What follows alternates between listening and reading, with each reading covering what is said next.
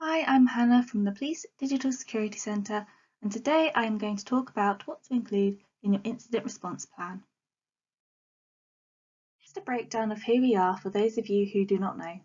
The Police Digital Security Centre is a not-for-profit organisation owned by the Police Crime Prevention Initiatives, working in partnership with government, academia, law enforcement and industry.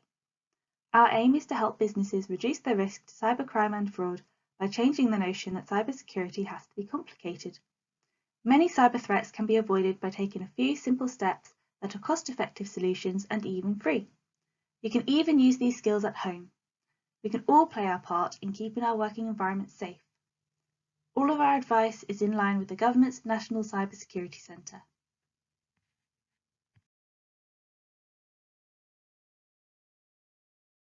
Here is a great quote from Stephen King that reads, "There is no harm in hoping for the best as long as you're prepared for the worst."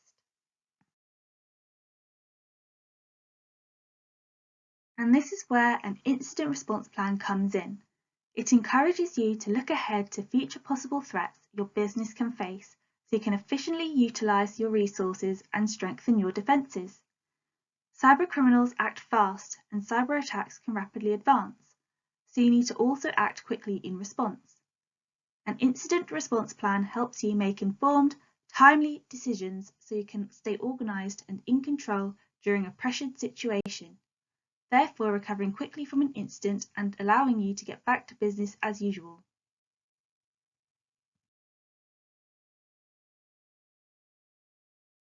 An incident isn't always cyber. You could face a flood, fire or robbery that compromises your equipment and the data stored. But you can also face cyber attacks such as a data breach, which includes lost or stolen devices or hard copy documents, unauthorized access or extraction of data from the network, ransomware, which locks a device or filing system from access and demands a sum of money to be paid for its release, denial of service, which is typically a flood of traffic taking down a website and can apply to phone lines or other web-facing systems, and in some cases, internal systems. Phishing, an email sent to manipulate a victim into actioning a request, like clicking on a link, opening an attachment, or paying an invoice. And account takeover typically involves a cybercriminal having full access and control of a user account. There are many more cyber attacks I could cover. For other examples, check out our glossary of common attacks on our website. So when putting together your incident response plan, there are a few key things you should include. Consider the threats to your business and prioritise the threats that pose the most risk. Envisage how these threats will play out from identifying the attack to recovery. The severity and type of incident will determine the urgency of your response and influence your decisions. Threats seem less daunting when you know what you are up against, and knowing exactly how to approach the incident will reduce the impact the attack can have. Start with 3 threats and build your plan from there. Identify key contacts who can assist during and after the incident. Have backup methods of contacting them should the attack render systems unusable, and don't make a single individual critical to the plan. It will be typical someone is unavailable on the day of the incident.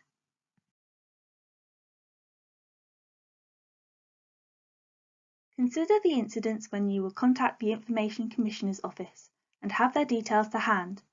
The Information Commissioner's Office is the place to report a data breach. Be sure to verify whether any data has been compromised in the cyber attack before contacting them. You have 72 hours to do this. There is a self-assessment to help you determine whether contacting the ICO is necessary. Put together a group of individuals who will action the plan and assign roles.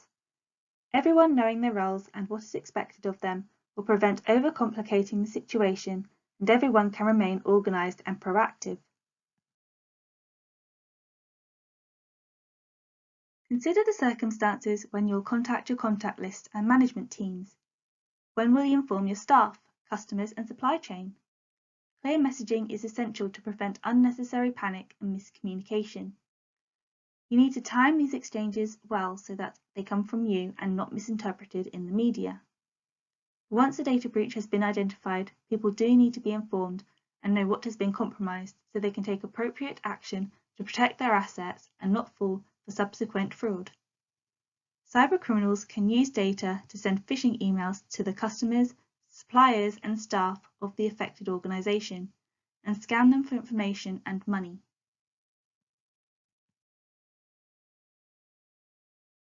Knowing your assets and the structure of the network, you can navigate and preempt the direction of travel and spread of the attack so you can quickly contain it. The more a threat spreads, the more damage it will cause, and the more time it will take to recover from an incident. So containment is an essential part of your response.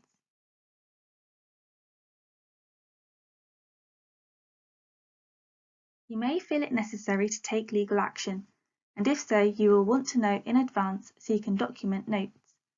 There is no point in deciding that legal action is necessary halfway through investigating the incident, because you may forget crucial details and compromise or lose the evidence. If you feel certain cyber threats requires legal action in advance, you can start to take screenshots and gather evidence as you go along.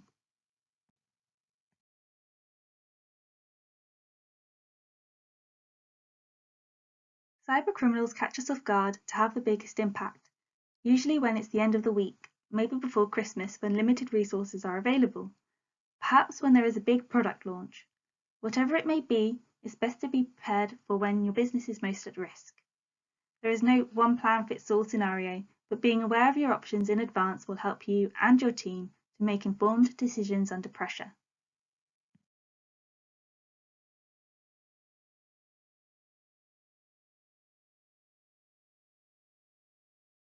You also don't want your staff accidentally disclosing inaccurate information to the press or on social media. So think about when you will raise the alarm to your staff of the incident and advise them of their responsibilities when dealing with the press and when online.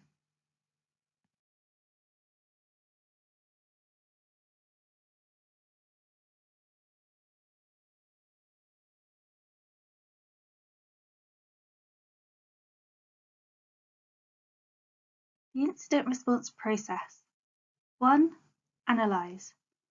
Recognize what you're up against to plan your approach effectively with the help of your incident response plan. Continue to examine the attack. You may need to re-evaluate your tactics. 2. Contain, mitigate. When safe to do so and after careful analysis, launch measures that will reduce the impact of the threat, technically such as isolating systems and non-technically such as media communications. 3. Remediate, eradicate. Remove the threat and examine its success. Once certain it no longer possesses a problem, only then should you start the recovery phase. You may have to repeat other steps of the process before full remediation is achieved. 4. Recover. At this stage, you have confirmed the threat is gone and clean systems can be installed. Clean data backups can be recovered if needed for business to resume as usual. 5. Review. Following an incident, review lessons learned and document improvements in your incident response plan. Be aware of any secondary attacks while you recover and you move forward. All the advice I have provided today can be found in this leaflet, which is available on our website.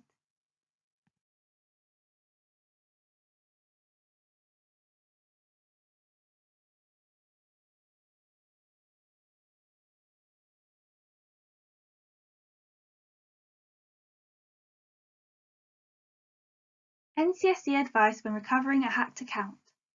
Update your devices. The operating systems and apps on the devices you use should all be updated.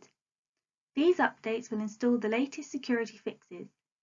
If you have it installed, run a scan with up-to-date antivirus software. This isn't usually necessary for phones and tablets. Contact your provider.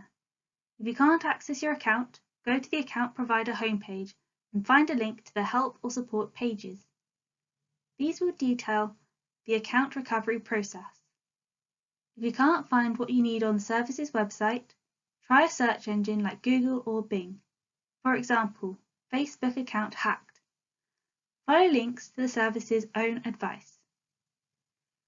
If your email account was hacked, once you've regained control, check your email filters and forwarding rules. It is a common trick for the person hacking an account to set up an email forwarding rule that sends a copy of all your received emails to them. Information on how to do this should be found in your provider's help pages. Change passwords. Once you have confirmed there are no unwanted email forwarding rules in place, change the passwords on all accounts which have the same password as the hacked account. Then change the passwords for all the other accounts that send password reminders, resets, to the hacked account. Set up two-factor authentication. This provides an extra layer of protection against your account being hacked in the future. Notify your contacts. Get in touch with your account contacts, friends or followers. Let them know that you have been hacked. This will help them to avoid being hacked themselves. You should contact the people you know regardless of whether you manage to restore your account or not. If you can't recover your account, you may choose to recreate a new one. Once you've done this, it's important to notify your contacts that you are using a new account. Make sure to update any bank, utility services or shopping websites with your new details. Contact Action Fraud. If you feel that you have been affected by an online crime, you can report a cyber incident to Action Fraud using their online fraud reporting tool.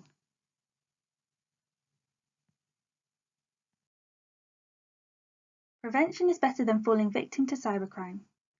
When writing your incident response plan, remember to prioritize, create a contact list, identify who to notify, know your assets, consider legal obligations, and document other considerations such as who will action your incident response plan over Christmas.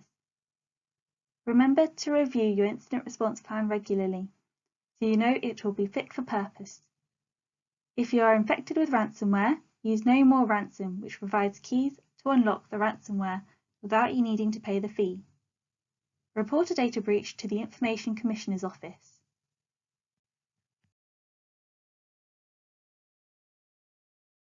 Just a few extra resources for you. The Information Commissioner's Office is where you should report a data breach. They have a self-assessment so you can check whether reporting a cyber incident is necessary. The NCSC have certified organisations that can help create incident response and disaster recovery plans. Our website at PDSC.com has free resources for you to use and share. The Metropolitan Police provide little guide booklets and videos to raise awareness of fraud. Thank you for joining me today. Do check out our resources at PDSC.com and we look forward to seeing you again next time.